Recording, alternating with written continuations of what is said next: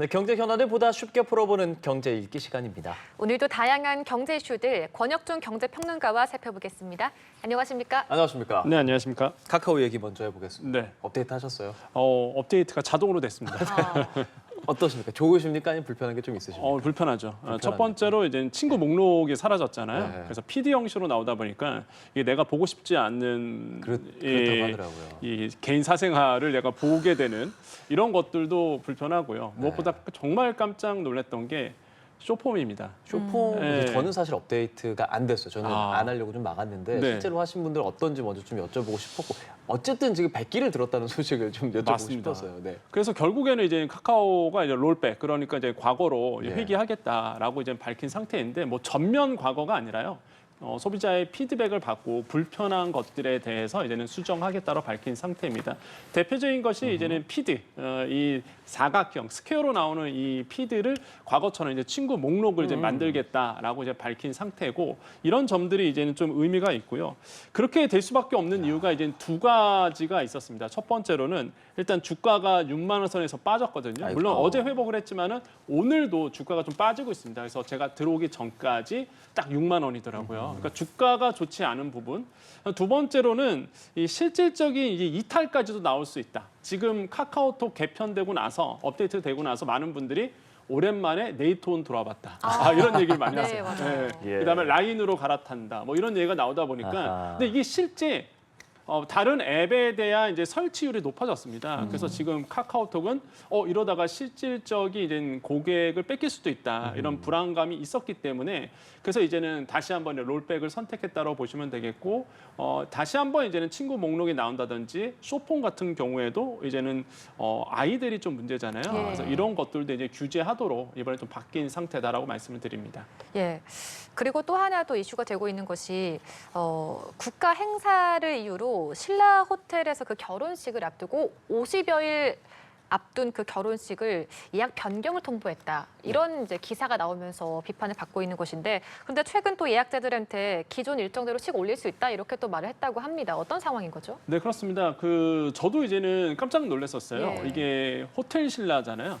신라 호텔 같은 경우에는 아시겠지만 결혼식 비가요 거의 1억, 2억 이렇게 합니다. 뭐 꽃값까지 하면 더 비쌀 텐데, 근데 이거를 사실상 취소하고 대관을 취소한다라고 얘기가 나왔을 때, 아니 과연 누가 오길래, 또한 누가 거기에 숙박을 하길래 과연 이런 무리수까지 줬을까라고 이제는 의구심이 들 수밖에 없죠. 결국에는 지금 상황으로 본다 그러면 이거를 다시 한번 뭐 취소를 한 상태입니다. 근데 왜 다시 한번 또 번복을 했을까라고 본다 그러면 예. 여기에 이제는 숙박하기로 한 에이펙 정상회담이 있잖아요. 그래서 거기에 귀빈이 사실상 이제 오기로 돼 있었는데 이 귀빈께서 그다음에 이 나라가 이제는 숙박을 취소했다, 예약을 취소했다라고 나오면서 다시 한번 이제는 그 결혼식 예정대로 가겠다라고 통보를 한 상태인데, 제가 봤을 때는 좀 굉장히 호텔 신라 쪽에서 무리수를 둘 수밖에 없었던 완전 저 VIP급의 이게 귀빈이었다고 시장에서 맞아요. 판단해 보고, 지금 이제 시장에선 그래서 이제 국가라고 본다 그러면 중국 쪽이 아니겠느냐라고 이제는 뭐 호텔 신라 쪽에서는 밝힌 내용은 없습니다. 이게 예. 어느 나라다 누구다라고 밝힌 내용은 없지만 시장에서는 이제는 시진핑 국가 주석이 행사라든지 이제 숙박을 할 계획이었는데 이거를 취소한 게 아니겠느냐라고 시장에서는 지금 생각을 하고 있고, 아마 이게 언론 보도가 되고 많은 분들에게 알려지니까 지금 알려진 바에 따르면 좀 부담스러웠대더라 이런 얘기가 있거든요. 그래서 이거에 대해서 이제 취소가 됐고요. 또한 이제 정보지라고 보통 얘기하죠. 예, 정보지에 보면은 이런 예. 얘기를 해요. 어떤 거냐면 혹시나 그러면 안 되겠지만 시진핑 국가주석이 안 오는 거 아니냐. 에이펙에 안 오는 거 아니냐. 에이펙이 못 오는 거 아니냐 이런 얘기까지도 지금 나오고 있거든요. 그래서 이거는 이제는 뭐 일간에 흐르는 사실 정보지의 내용이고, 사실만 지금 공식적으로 확인 내용은 없습니다. 다시 한번 말씀드리지만 호텔 신라 입장에서도요.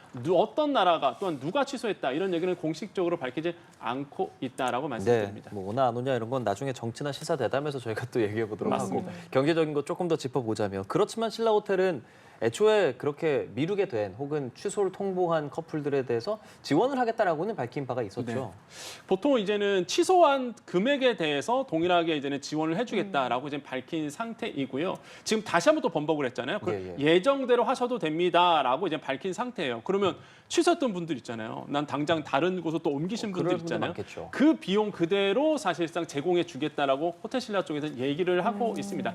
당연히 그래야 되겠죠. 그래서 이러한 것들이 지금 이제는 좀 논란이 되고 있는 상황이다라고 말씀드리겠고, 만약에 제가 물론 저는 뭐 그 정도 급은 아니라서 호텔 신라에서 결혼할 정도는 아니겠지만 만약에 제가 그 당사자라면 굉장히 좀 기분이 나쁘지 않았을까 네. 이런 생각을 해보고 금전적 손해뿐만 아니라 제가 봤을 때는 그 지인들 간에 사실 문제가 좀 있었을 것 같아요. 그래서 이런 것들도 엄청난 무형의 손해도 굉장히 입었을 거라고 전 보고 있어서 굉장히 이런 사태가 반복되면 되지 않아야 되겠다라는 생각을 해보겠습니다. 예.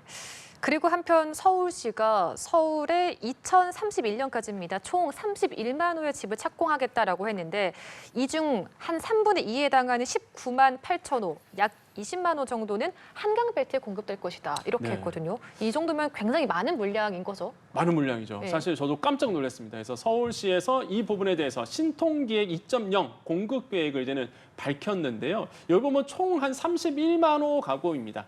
여기서 본다 그러면 일단 11만 2천 가구에 대해서 이제 기본적으로 한강 벨트에서 이제는 쭉 밀어내겠다. 그래서 이런 부분을 이제 얘기를 했고, 그다음에 강남 지역도 얘기를 했거든요. 강남 물량도 여기서 이제 뽑아져 나오겠다라고 얘기를 했습니다. 그래서 그래프 보시면 아시겠지만 지금 2030년 1년인가요? 거기까지 19만 호가 이제 한강 벨트 따라서 쭉 가는 겁니다. 그래서 지금 보시면 아시겠지만 구체적인 20만 호 공급 착공 계획이 나오고 있는데, 그러니까 저기에 이제는 사시는 분들, 특히 지금 논란이 되고 있는 부분이 이런 겁니다. 이제는 한강벨트에 있는 빌라 값은 높아지겠다. 이렇게 이제는 시장에서는 이미 반응을 지금 하고 있는 부분입니다. 그래서 아마 서울시나 정부의 계획은 이거예요. 어떤 거냐면 과거에 이명박 정부 때 사례가 있었거든요. 그 당시에 막 아파트 가격 들썩이다 보니까 그 당시에 이명박 정부가 뭘 했느냐, 세곡동, 내곡동, 그러니까 강남 쪽에 그린벨트 풀어갖고 보금자리 주택을 무지막지하게 쏟아냈습니다. 그 당시에 공급량이 비슷해요. 지금 이제 서울시가 발표한 거랑 그 당시에 32만 호 정도가 됐었거든요. 전체 이제는 규모가. 그래서 물량 거기서 이제 세곡동, 내곡동 정말 서초구에서 물량이 나오다 보니까 대기 수요가 생겼습니다. 내가 지금 아파트 안 사야 되겠다. 나 요거 노려서 이걸로 들어가지 하면서 이제 아파트 가격이 좀 잠재웠던 격이 있었어요. 이 사례가 있다 보니까 이건 솔직히 긍정적인 부분이었거든요. 그 당시에. 그래서 아마 지금 공급적 측면에서 본다 그러면 그래서 서울시가 아마 많이들 그러세요. 아니 지금 집값 더 띄우려고 왜 발표하느냐 그러실 텐데, 일단 이렇게 발표해 놔야 일단은 지금 매수 심리가 꺾이면서 대기 수요로 넘어가거든요. 그러면서 이제 아파트 가격을 잠재우려고 하고 있으나, 근데 그때랑 지금은 다릅니다. 아시겠지만 2008년 이명박 정부가 2008년부터였거든요. 그 당시에 이제 아시겠지만 금융위기가 있었어요. 그러니까 뭐 거시 경제가 그렇게 좋지 않았습니다. 그러다 보니까 아무도 아파트를 안 살려고 그랬거든요. 또 그 당시엔 또 공교롭게도. 그래서 이제는 어느 정도 잠재웠던 부분이 있는데 지금은 아니거든요. 지금은 막대한 시장의 유동성이 엄청 풀려 있는 상태고, 지금 돈 있는 분들은요, 내가 이걸 주식 투자해야 되나, 부동산 투자해야 되나, 코인 투자해야 되나, 막 골머리를 앓을 정도로 유동성이 넘쳐요. 그러다 보니까 그때와 지금은 좀 다른 부분이 있습니다. 그래서 시장에서는 단기적으로는 이게 좀 상승의 요인도 될 수 있다. 그래서 부작용이 좀 일어날 수 있다라는 이제 목소리도 나오고 있고, 서울시도 그거는 인정하고 있습니다. 단기적으로 투자 심리는 좀 자극될 수도 있다라고 보고 있기 때문에 이런 점들도 아마 이제 부작용도 이제는 고민해봐야 되지 않나 이렇게 생각을 해보겠습니다. 그때와 지금은 또 다르다. 맞습니다. 그때는 제가 경제활동할 때가 아니라 정확히는 기억이 좀 안 나기는 하는데, 근데 그 한강벨트는 사실 누구나 살고 싶어하는 지역이기도 맞습니다. 하잖아요. 네. 근데 거기가 토지거래 그럼 허가 그런 구역으로 지정되냐, 이런 부분은 또 서울시는 아니라고 하는데, 네. 그럼 이게 또 집값에 어떤 영향을 줄지, 매수 심리를 혹시나 더 자극하게 되는 건 아닐지, 이런 부분은 어떻게 생각하세요? 그렇죠. 지금 그래서 단기적으로 본다 그러면 이제 토지거래 허가 지역으로 묶지 않는다라고 얘기를 했거든요. 근데 만약에 묶는다 그러면, 지정한다 그러면 더 오릅니다. 사실 또 단기적으로. 왜냐하면 오르기 전에, 지정하기 전에 빨리 매수를 해야 되겠다.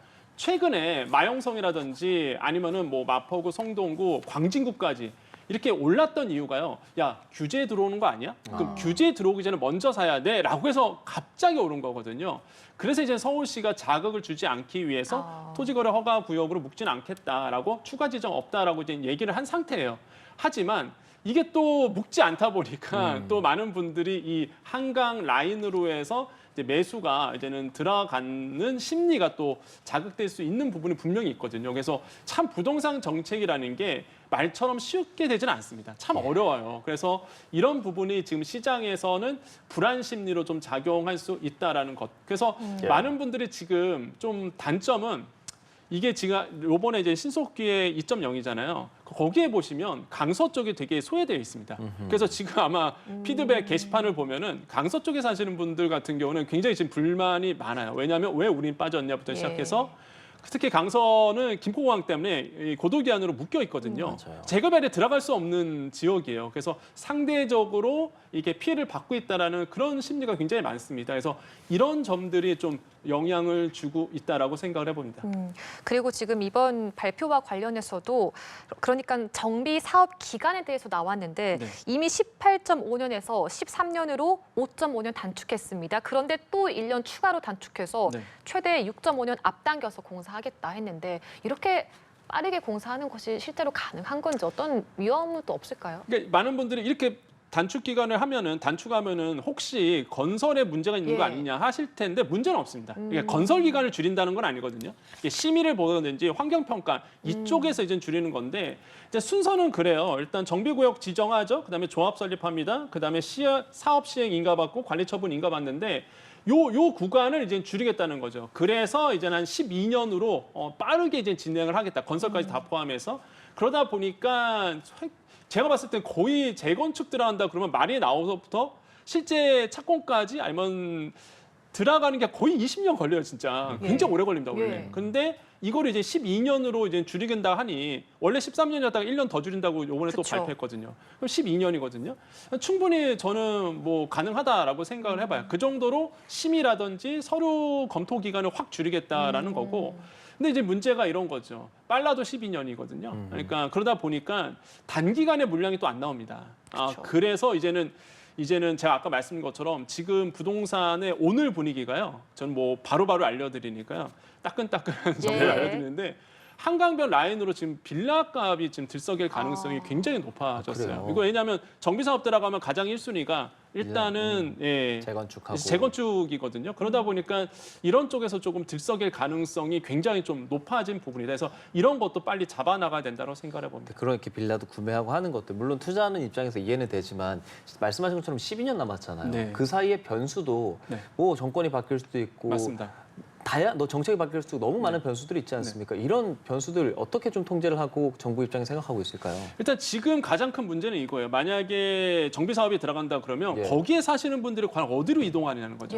서울시에는 도저히 이제 공급 자체가 안 나오는 부분이거든요. 그래서 이주 대책이 이제 마련돼야 된다라는 이제는 얘기가 나오고요. 그 다음에 이제 이주 대책이 마련이 안 되면 세입자와 집주인의 이제 소송까지도 분쟁될 수 있습니다. 그러면 더 늘어져요.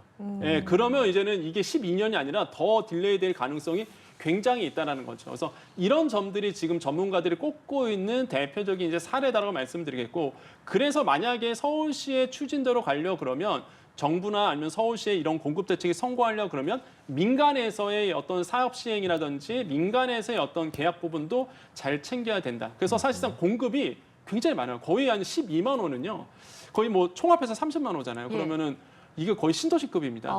웬만한 신도시가 그냥 그 한강 라인변으로 들어가는 거거든요. 그러다 보니까 사실상 큰 물량이라고 생각해 보겠고, 계획대로만 된다 그러면 중장기적으로는 뭐 서울시의 공급 대책이다 보니까 아파트 가격을 잡을 수 있으나 단기적으로는 굉장히 좀 아파트 가격을 다시 한번 들썩이게 하는 요소로 작용할 수 있고, 결국에는 이런 부분들이 지금 오늘부터 아마 시작일 것 같아요. 부동산에 대한 가장 큰 영향을 주지 않을까 이렇게 보고 있습니다. 결과적으로 이 집값 관련해서 마지막으로 좀 질문을 드리자면, 결과적으로 정부 차원에서는 집값 안정화를 가장 꾀하고 있지 않습니까? 네. 최근에 공급 대책도 나왔고 그전에 뭐 6.27 대책도 마찬가지고 방향성, 그리고 이 정부 차원에서 어떤 식으로 조금 더 해야 그 안정화를 꾀할 수 있을 거다. 이것까지 좀 여쭤보고 싶습니다. 일단 지금 이제 정부는 세제는 건들지 않겠다라고 이제 얘기를 하고 있는데 저는 이제 정부가 고려하고 있는 게 이제 보유세에 대한 부분에 대해서 얘기하고 있거든요. 저는 그 말에 굉장히 좀 공감을 하고 있습니다. 그러니까 보유세라는 게 뭐죠? 일단은 내가 가지고 있는 재산세도 되고요,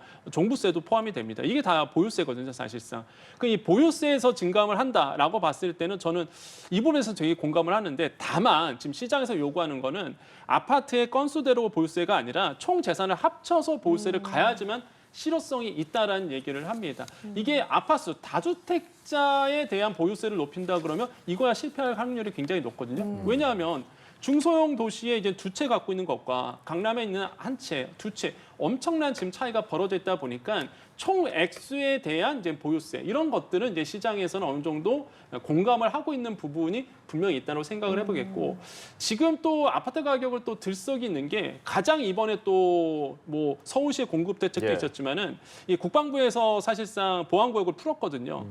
요게 또 분당 가격을 지금 엄청나게 지금 자극을 지금 하고 있어요, 이미. 그래서 지금 이제는 국방부에서 풀었고 지금 이미 오늘부터 이제 풀렸거든요. 그러다 보니까 지금 보시면은 이 분당에 있는 고도 제한을 풀었던 부분. 그러면은 아파트가 지금 원래는 한 30층 거의 그 정도밖에 못 올라가는데 지금 보면 계산해 보면은 물론 아파트 동마다 좀 다른데 48층까지 올리는 데도 있을 겁니다. 그렇게 되면 그러면은 위로 용적률이 올라가다 보니까 당연히 이제는 재건축에 대한 속도가 굉장히 빨라질 수밖에 없어요. 건설사들이 이제 다 뛰어들 거거든요, 분명히. 그래서 아마 이번에 이제는 국방부의 고도 제한, 보안의 지역을 푼 거는요, 결국에는 지금 상황으로 봤을 때는 이 성남에 대한, 그다음에 이제는 그 분당에 대한 가장 큰 아마 혜택을 받지 않을까 이렇게 시장에서는 내다보고 있습니다. 알겠습니다. 집값까지 살펴봤고요. 다음으로 이 얘기도 좀 해보려고 합니다. 민주당과 정부가 배임죄를 폐지하는 방향으로 가닥을 잡았다라고 발표를 했는데 우선은 왜 이런 발표를 하게 된 건지 그 배경부터 좀 전해주시죠. 그러니까 배임죄가 뭐냐, 그러니까 배임이 뭐냐라고 이제 먼저 정의를 해야 되겠죠. 그냥 이겁니다. 믿고 맡긴 일에 대해서 배신을 하는 것. 이거예요. 무슨 얘기입니까? 이제 회사라고 본다 그러면 회사 오너가 아니면 이사진이 주주에게 가치를 훼손시키는 겁니다. 아니면 내가 투자를 했는데 투자자 속이고 본인들의 이득에 맞게끔 움직인 거예요. 이게 하나 이제 배임이라고 보시면 됩니다. 한마디로 믿고 맡겼는데 주주가 아니면 투자자가 믿고 맡겼는데 이 이사가, 이 CEO가, 이 권리가 있는 사람이 이거에 대해서 사실상 손해를 입히게 하는 거. 이게 배임이라는 거예요. 그런데 이제 이 배임죄가 있다 보니까 기업들 입장에서는 이게 정부에 따라서 코에 걸면 코걸이, 귀에 걸면 귀걸이였거든요. 그러다 보니까 경영 활동하는데 굉장히 위축이 된다는 목소리가 있었습니다. 그래서 이제 민주당에서 또 여당에서 정부가 이 배임죄를 이제는 폐지하겠다는 게 아니라 폐지하는 방향으로 가겠다라고 얘기를 하고 있고요. 그래서 경제 형벌을 이제 개선하겠다라고 이제 얘기를 하고 있는 거죠. 그래서 그러면 어떤 방향으로 가느냐? 그럼 배임죄가 없는 대신에 이게 형사는 없어지는 거예요. 만약에 진짜 폐지가 된다 그러면 민사도 없어지는 건 아닙니다. 그러니까 민사는 살아 있거든요. 그래서 이제는 손해배상이라든지 이 벌금 이거에 대해서 더 강화시키겠다라는 거죠. 어찌 보면 그게 더 무서울 수는 있습니다. 하지만 지금 상황에서 이게 아까 앵커님 말씀하신 것처럼 이 배임죄 폐지 방향 이 논란이 또 정치 이슈로 또 작용을 하다 보니까 뭐 이게 어느 방향으로 뛸지는 모르겠지만 일단 경제적 측면에서 본다 그러면 경영계에서는 분명한 목소리가 있었고 이거에 대해서 이제 당정이 어느 정도 움직이고 있다 이렇게 판단해 보겠습니다. 혹시나 발생할 수 있는 부작용 같은 건 없겠습니까? 있죠, 당연히. 왜냐하면 그렇게 된다 그러면 지금의 정부가 사실상 주주가치 제고를 하고 소액주주 지키려고 하는 거잖아요. 배임죄가 없어지면 소액주주들한테는 불리합니다. 왜냐하면 결국 배임이라는 거는요, 이 오너들, 이사진들, 권리를 가지고 있는, 권한을 갖고 있는 분들에 대한 규제 장치였거든요. 이게 하나에 사라지는 거죠. 그러다 보니 지금 정부가 오히려 추진하고 있는 상법 개정이라든지 아니면은 이제 소액주주 가치 제고 이런 것과 약간 이율배반 쪽으로 갈 수밖에 없다라는 거죠. 그래서 이런 것들이 이제는 부작용으로 작용할 가능성은 굉장히 있다. 그래서 이 부분은요, 굉장히 심사숙고해서 아마 뭐 정한 건 아니니까요. 이제는 사회적 합의, 그다음에 수기 과정을 거쳐서 아마 이제 계속적으로 진행되지 않을까 이렇게 보고 있습니다. 예, 알겠습니다. 오늘 경제 소식들 권혁중 경제평론가와 살펴봤습니다. 말씀 고맙습니다. 고맙습니다. 네, 감사합니다.